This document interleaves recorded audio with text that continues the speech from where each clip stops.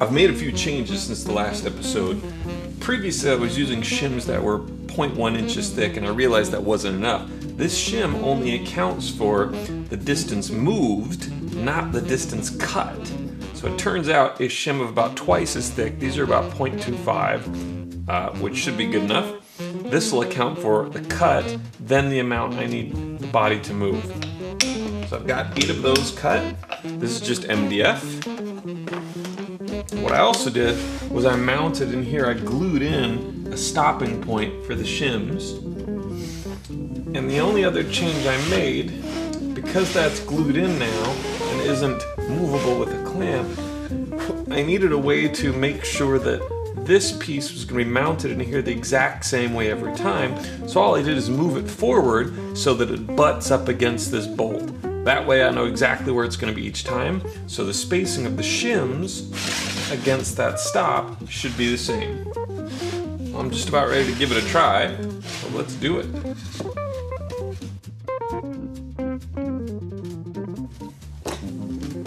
Safety first. Here we go. Round 2 of cutting the vents went a lot better. These last 4 ones are the ones I just cut using my new spacers and my new methodology. Pretty good, still not as precise as a mill, but I think considering I'm using a wonky Dremel router bit, I think I'm getting pretty good results. I made a mistake up here, you can see. I forgot to clamp the wood in. But overall, I'm very happy with that. Again, it's not perfect, but hey, for a poor man's mill, it turned out pretty good. Next thing I'm gonna do is cut the slits into the other 2 bodies, and then we'll get back to the building up of the resin kit. Man, talk about your hostile work environment. Here's what the shop looks like after a few days of dorking around with that jig. It's a real catastrophe, and I should probably get to cleaning it up. I'd like to do a quick walkthrough to show the evolution of what happened on each of the ones as I went through and how I improved as I went along. This is my first one I made. Remember, there's a cut that's too deep there, then it gets a little shallower. It got really wacky in here. I don't even remember how that happened, but you can see the spacing's not quite right and, well, pretty much a disaster. The second one, I changed things around a little bit and changed my methodology. I got uniform depth, but the width was a little bit off. You can see this one's a little wider. I wasn't quite sure what was wrong, so I made some changes to how I actually did the operation and came up with this one. Again, we've got good depth on all of them. Spacing's a little bit off, but it's much better. I'm definitely making progress, as you can see. By the time I got to this one, I had totally changed my technique on the router, and that's when I realized that really it was just a matter of technique that was causing a lot of these problems.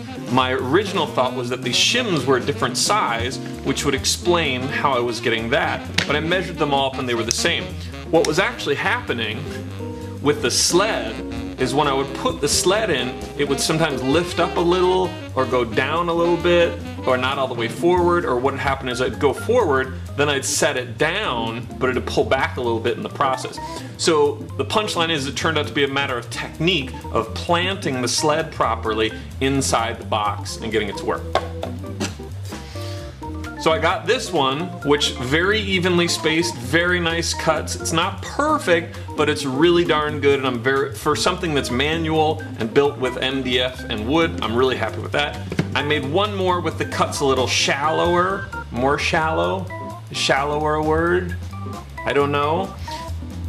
These cuts are shallow compared to this one, and I think this is a little more accurate than this one. I'm not sure how my measurements got off on that one, why I was cutting it that deep. But anyway, this last one, I'm really happy with the depth, really happy with the thickness of those. I would consider this one perfect. Oh, and now it's time for me to abuse my rights as an RPF video maker. Don't forget to order your Ladies of the RPF calendar. There's a thread in the junkyard on how you can get one. Everyone loves it. It's awesome. Print quality turned out real good, and it features a bunch of these stunning lovelies that you can meet on the RPF. Woohoo!